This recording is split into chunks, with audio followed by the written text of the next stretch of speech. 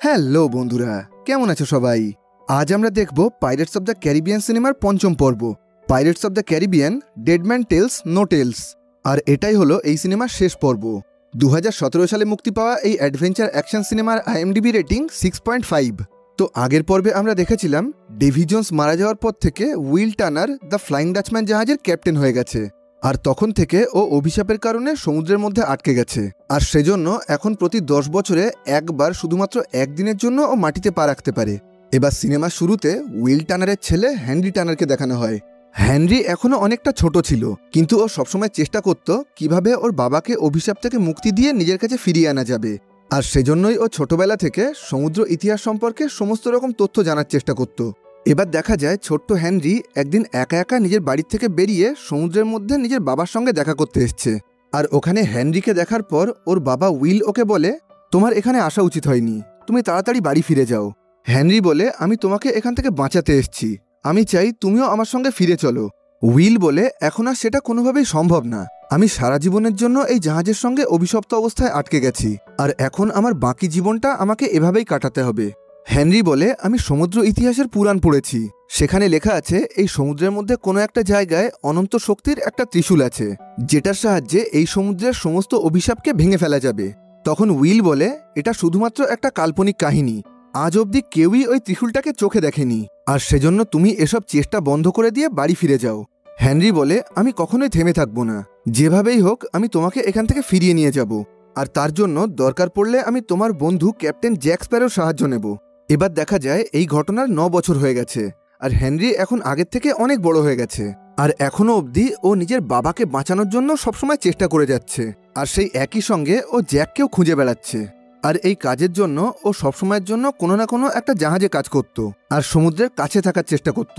আর এখন দেখা যায় হেনরি লন্ডনের একটা সেনাবাহিনীর জাহাজে কাজ পেয়েছে, আর এই মুহূর্তে ওদের জাহাজের সাথে অন্য একটা জাহাজের যুদ্ধ বেঁধে গেছে। এবার হেনরি খেয়াল করে এই যুদ্ধ চলাকালীন ওদের জাহাজটা আস্তে আস্তে সমুদ্রের মধ্যে শয়তানি ত্রিভুজ নামের একটা জায়গায় ঢুকে যাচ্ছে। আসলে সমুদ্রের মধ্যে পাথরে ঘেরা এই ত্রিভুজাকৃতির জায়গাটা অভিশপ্ত ছিল। কোনো মানুষ, জাহাজ বা প্রাণী যদি এর মধ্যে ঢুকে পড়ে তাহলে তারা আর কখনোই ওখান থেকে ফিরে আসতে পারে না। আসলে নিজের বাবাকে ওই অভিশাপ থেকে মুক্তি দেওয়ার জন্য হেনরি এই সমুদ্র সম্পর্কে খুঁটিনাটি সমস্ত তথ্য জোগাড় করেছিল, আর সেজন্য ও এই সমুদ্রের সমস্ত ঘটনা, রহস্য আর অভিশাপ সম্পর্কে সবকিছুই জানতো। এবার হেনরি ওদের ক্যাপ্টেনকে ওই শয়তানি ত্রিভুজের মধ্যে যেতে বারণ করে, কিন্তু ওর কথাগুলো শোনার পর ওই জাহাজের সবাই ওর উপরে হাসতে শুরু করে, কেউই ওর কথা বিশ্বাস করছিল না। উপরন্ত এই কাজের জন্য ওকে একটা ঘরের মধ্যে বন্দি করে রাখা হয়, আর তারপরে হেনরির জাহাজটা আস্তে আস্তে ওই শয়তানি ত্রিকোণের মধ্যে ঢুকে যায়। এবার দেখা যায় এই জায়গাটা ভেতর থেকে খুবই অন্ধকার ছিল, এখানে কোনো রকমের সূর্যের আলো ঢুকতে পারত না, আর কিছুটা দূরেই ওরা বেশ কয়েকটা জাহাজের ধ্বংসাবশেষ দেখতে পায়। এবার কোনো কিছু ভালোভাবে বুঝে ওঠার আগেই হঠাৎ করে বেশ কয়েকটা লোকজন ওদের উপরে হামলা করে ওই জাহাজের সবাইকে মেরে ফেলে। এবার দেখা যায় হেনরি বাদ দিয়ে ওই জাহাজের সবাই মারা গেছে। যারা এই সমস্ত কাজগুলো করছিল তাদের দলের লিডারের নাম ছিল সালাজার। এবার ওরা হেনরির কাছে আসার পর দেখা যায় ওরা কেউই আসলে মানুষ ছিল না, সবাই ছিল ভূত। আসলে আজ থেকে বহু বছর আগে সালাজার আর তার লোকজন ভুলবশত এই শয়তানি ত্রিকোণের মধ্যে ঢুকে পড়েছিল, আর তখন থেকে ওরা সবাই এই অভিশপ্ত জায়গায় আটকে গেছে। এই মুহূর্তে না ওরা বেঁচে আছে, আর না পুরোপুরি মারা গিয়ে নিজেদের শরীর থেকে মুক্তি পেয়েছে। এবার হেনরির কাছে আসার পর সালাজার বলে, তুমি ভয় পেও না, আমি তোমাকে মারবো না, আমি যখনই কোনো জাহাজে হামলা করি সেই জাহাজের একজন মানুষকে বাঁচিয়ে রাখি, যাতে সে বাকি সবাইকে এই ঘটনার গল্পটা শোনাতে পারে। এবার যেহেতু হেনরি বেশ কয়েক বছর ধরে জ্যাককে খোঁজার চেষ্টা করছিল, সেজন্য এই মুহূর্তে ওর কাছে জ্যাকের বেশ কয়েকটা ছবি ছিল। এবার সালাজার ওই ছবিটা দেখার পর হেনরিকে বলে, তুমিও কি জ্যাককে খুঁজছো? তুমি যদি ওকে খুঁজে পাও তাহলে আমার তরফ থেকে একটা কথা ওকে জানিয়ে দিও, সেটা হলো ক্যাপ্টেন সালাজার ওকে মারার জন্য আসছে। আমি বহু বছর ধরে এখানে আটকে আছি, কিন্তু একদিন এখান থেকে মুক্তি পাবই, আর তখন আমি সবার আগে জ্যাককে মেরে ফেলবো, আর এখান থেকে আমার মুক্তির একমাত্র উপায় হলো জ্যাকের ওই কম্পাস। আর এই কথাগুলো বলার পর ও হেনরিকে ওখান থেকে চলে আসতে দেয়। আর অন্যদিকে ক্যারাবিয়ানের সেন্ট মার্টিন নামে একটা শহরের ঘটনা দেখানো হয়, যেখানে সারিনা নামের একটা মেয়েকে দেখা যায়। সারিনা পড়াশোনায় খুবই ভালো ছিল এবং বিজ্ঞানকে খুবই বিশ্বাস করত, আর বিজ্ঞানের সাহায্যে করা ও চমৎকারগুলোকে সাধারণ মানুষ কালো জাদু মনে করত, আর সেজন্যই সবার ধারণা ছিল ও হয়তো আসলে একটা ডাইনি, যে কারণে এখন ওকে ফাঁসি দিয়ে মেরে ফেলার জন্য জেলে আটকে রাখা হয়েছিল। কিন্তু এখন দেখা যায় ও কোনো রকমে ওই জেল থেকে পালিয়ে এসছে। আর অন্যদিকে জ্যাককে দেখানো হয়, এখন জ্যাক আর তার সঙ্গীরা এই শহরের মধ্যে থেকে একটা ব্যাংক লুট করছিল, কিন্তু দেখা যায় ওই ব্যাংকটাকে লুট করে পালানোর সময় ওদের অজান্তেই সমস্ত টাকা রাস্তার মধ্যে পড়ে যায়। আর দিনের শেষে দেখা যায় পুরো গোটা একটা ব্যাংক লুট করার পরেও ওদের কাছে কোনো টাকাই ছিল না। এখানে দেখা যায় এই মুহূর্তে জ্যাকের অবস্থা খুবই খারাপ হয়ে গেছে। নিজের ব্ল্যাক পার্ল জাহাজটাকে হারানোর পর থেকে ও আর কোনো জায়গায় লুটপাট চালাতে পারে না, সেজন্য এই মুহূর্তে ওর কাছে কোনো টাকা পয়সা ছিল না। আর এখন ও প্রচণ্ড গরিব হয়ে গেছিল। আর এখন অনেক দিন ধরে কোনো জায়গায় লুটপাট চালাতে না পারার জন্য জ্যাকের সঙ্গীরা ওকে ছেড়ে দিয়ে ওখান থেকে চলে যায়। এবার সবাই ওখান থেকে চলে যাওয়ার পর জ্যাক একটা কাঁচের শিশি বাইরে বের করে, আর দেখা যায় ব্ল্যাক বিয়ার্ডের অভিশাপের কারণে ব্ল্যাক পার্ল জাহাজ এখনও ওই কাঁচের শিশির মধ্যেই আটকে ছিল। আর এখন জ্যাক নিজের বোতলে বন্দি জাহাজটাকে নিয়ে সমুদ্রের দিকে তাকিয়ে থাকে। ও সবসময় চেষ্টা করত নিজের ব্ল্যাক পার্ল জাহাজটাকে নিয়ে আবার সমুদ্রে ফিরে যাওয়ার জন্য। আর এদিকে দেখা যায় সালাজারের কাছে নিজেদের জাহাজ পুরোপুরি ধ্বংস হওয়ার পর হেনরি একটা কাঠের টুকরোয় ভাসতে ভাসতে শহরের কাছে চলে এসছে। আর এই মুহূর্তে ওকে একটা হসপিটালে ভর্তি করা হয়েছে। আর নিজের জ্ঞান ফেরার পর ও খেয়াল করে ওর হাত দুটো একটা শিকল দিয়ে বাঁধা আছে। যেহেতু ওই পুরো জাহাজের মধ্যে হেনরি একাই বেঁচে গেছিল, তাই এখানকার সেনাদের মনে হচ্ছিল হেনরি হয়তো ওদের দলের সঙ্গে বিশ্বাসঘাতকতা করেছে, সেজন্য ওকে এই হসপিটালের ভেতরেই আটকে রাখা হয়েছে। হেনরি ওখানে সবাইকে বোঝানোর অনেক চেষ্টা করছিল যে ওখানে আসলে কি হয়েছিল, কিন্তু ওর কথা কেউই শুনতে চাইছিল না। এবার দেখা যায় হেনরির সঙ্গে দেখা করার জন্য সারিনা একজন নার্স সেজে ওই হসপিটালে ঢুকে পড়েছে। এতক্ষণ অবধি হেনরি আর সারিনা কেউই একজন আরেকজনকে চিনত না। এবার সেরিনা বলে, আমি শুনেছি তুমি নাকি পরম শক্তি ত্রিশূলের খোঁজ করছো। হেনরি বলে, হ্যাঁ, আমার বাবাকে অভিশাপ থেকে মুক্তি দেওয়ার জন্য ওই ত্রিশূলটা আমার দরকার, কারণ শুধুমাত্র ওই ত্রিশূলটাই পারবে এই সমুদ্রের সমস্ত অভিশাপকে নষ্ট করতে। আর আমার বাবা এই মুহূর্তে খুব বড় একটা অভিশাপে আটকে আছে। তখন সারিনা বলে, কিন্তু বিজ্ঞান এরকম কোনো আশীর্বাদ বা অভিশাপ কোনো কিছুকেই বিশ্বাস করে না। আমার বাবা একজন বিজ্ঞানী ছিলেন। উনি ছোটবেলায় আমাকে একটা ডায়েরি দিয়ে গেছিলেন, যে ডায়েরিতে ওই ত্রিশূল সম্পর্কে লেখা আছে।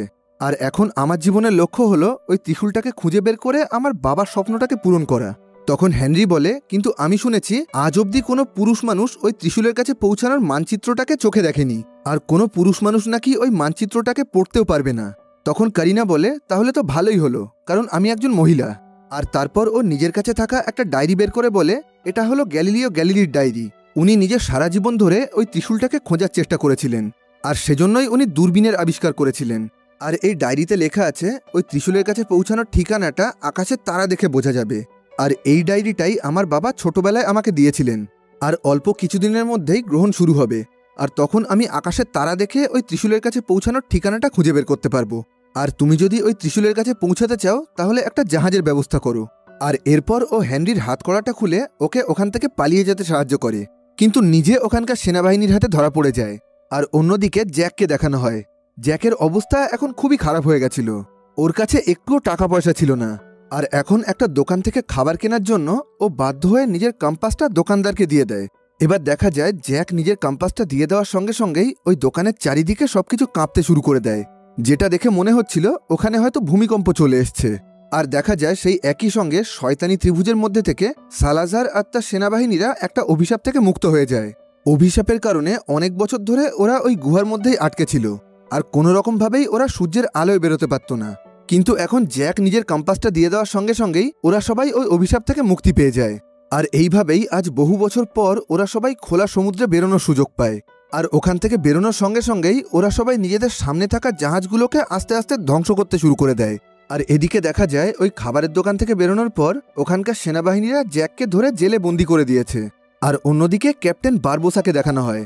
আগের পর্বে ব্ল্যাকবিয়ার্ডকে মারার পর বারবোসা ও জাদুই তরোয়াল আর জাহাজটাকে নিজের দখলে রেখে দিয়েছিল, আর ওটার সাহায্যে লুটপাট চালিয়ে ও অনেক সোনাদানা আর অনেক সম্পত্তির মালিক হয়ে যায়। আর এখন বারবোসার কাছে এরকম ধরনের আরও 10টা জাহাজ রয়েছে।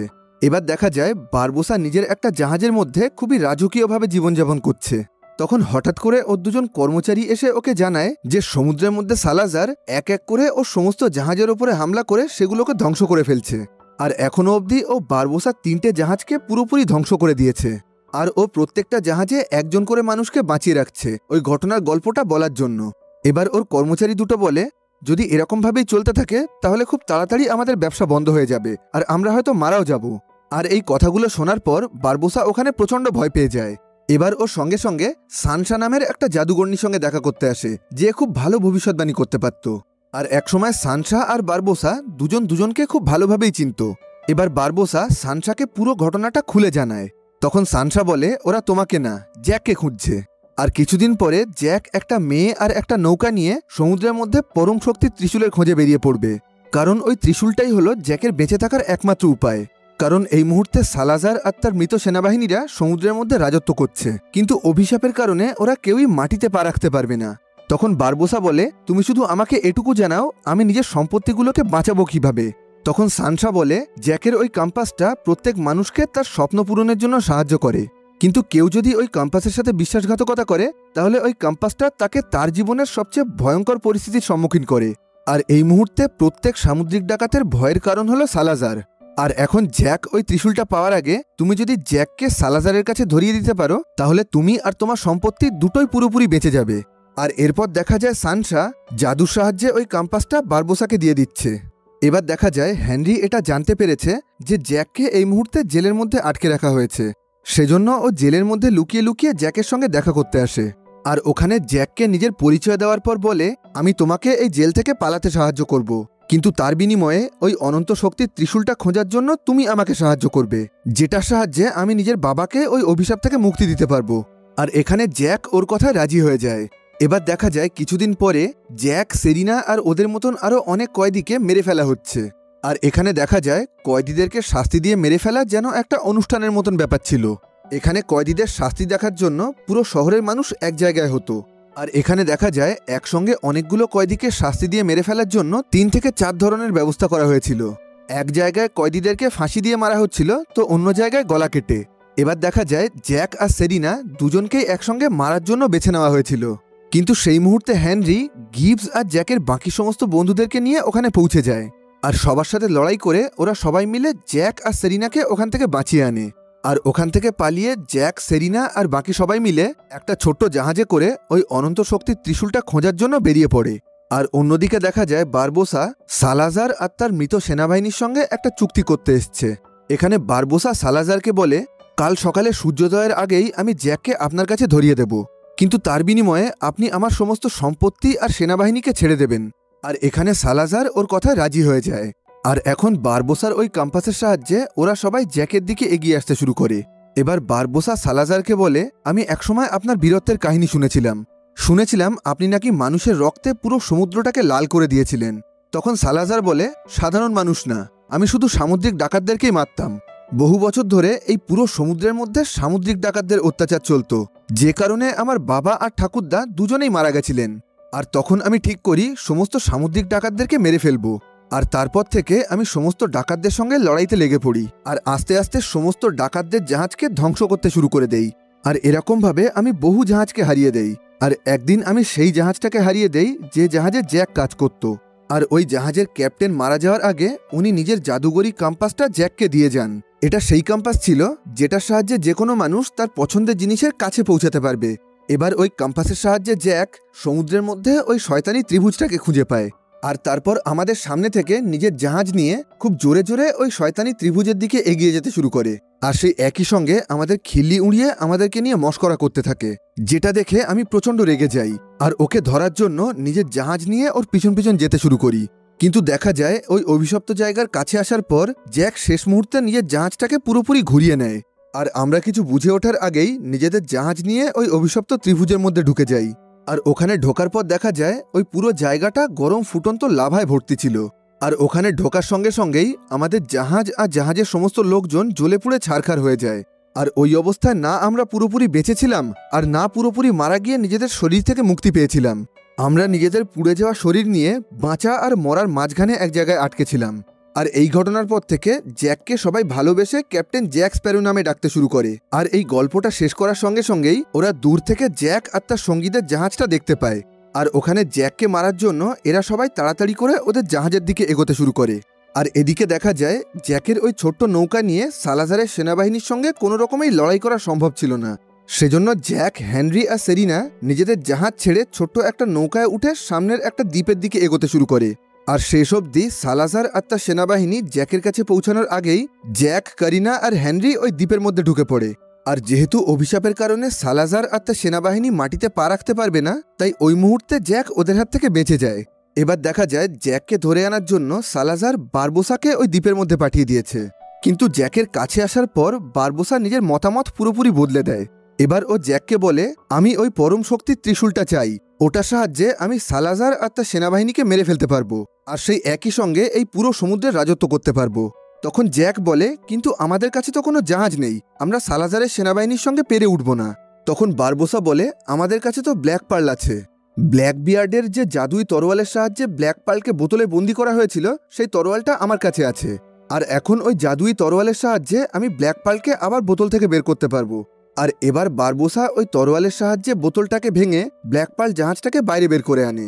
এবার দেখা যায় আস্তে আস্তে ব্ল্যাক পার্ল আকারে বড় হতে শুরু করেছে, আর ওই জাহাজটাকে সমুদ্রের মধ্যে নামানোর কিছুক্ষণের মধ্যেই ব্ল্যাক পার্ল নিজের আসল চেহারায় ফিরে আসে। আর এবার ওরা সবাই মিলে ব্ল্যাক পার্ল নিয়ে ত্রিশূল খোঁজার উদ্দেশ্যে বেরিয়ে পড়ে। এবার সেরিনা যখন নিজের ডায়েরির সাহায্যে আকাশের তারা দেখে ওই ত্রিশূলের কাছে পৌঁছানোর দিক নির্ণয় করছিল, তখন বারবোসা বলে, তুমি এই ডায়েরিটাকে কোথা থেকে পেয়েছো? আমি তো এই ডায়েরিটাকে চিনি, এই ডায়েরির ওপরে একটা মানিকের টুকরো লাগানো ছিল। এবার দেখা যায় বারবোসার কথাটা আসলে সত্যি, ওই ডায়েরির ওপরে সত্যিই একটা মানিকের টুকরো লাগানো ছিল, যেটাকে সেরিনা নিজের কাছে রেখে দিয়েছিল। তখন সেরিনা বলে, এটা আমার বাবার ডায়েরি, আমার বাবা একজন বিজ্ঞানী ছিলেন, আর এটাই হলো আমার বাবার তরফ থেকে দেওয়া আমার জন্য শেষ উপহার। আমি যখন অনাথ আশ্রমে ছিলাম তখন আমার বাবা এই ডায়েরিটা ওখানে আমার জন্য রেখে গেছিলেন। এবার ওখানে সেরিনার পুরো নাম জানার পর বারবোসা ওখানে মন খারাপ করে খুবই চুপচাপ হয়ে যায়, আর একটানা সেরিনার দিকে তাকিয়ে থাকে। আর জ্যাক দূর থেকে এই পুরো ঘটনাটা লক্ষ্য করছিল। এবার ও বারবোসাকে বলে, আমি এখন সবকিছু বুঝতে পেরেছি, তাহলে সেরিনা আসলে তোমার মেয়ে? বারবোসা বলে, হ্যাঁ, ও আমারই মেয়ে। সারিনা জন্মানোর কিছুদিনের মধ্যেই আমার স্ত্রী মারা যায়, আর তখন আমার একার পক্ষে ওকে মানুষ করা সম্ভব ছিল না, সেজন্য আমি ওকে একটা অনাথ আশ্রমের সামনে রেখে আসি, আর তখন ওর সঙ্গে ওখানে ওই ডায়েরিটাকেও রেখে দেই। আমি ভেবেছিলাম ওই ডায়েরির ওপরে থাকা মানিকের জন্য ও নিজের বাকি জীবনটা খুব ভালোভাবেই কাটাতে পারবে, কিন্তু কখনোই বুঝতে পারিনি আমার বলা সামান্য কয়েকটা কথাকে ও নিজের জীবনের আদর্শ বানিয়ে ফেলবে।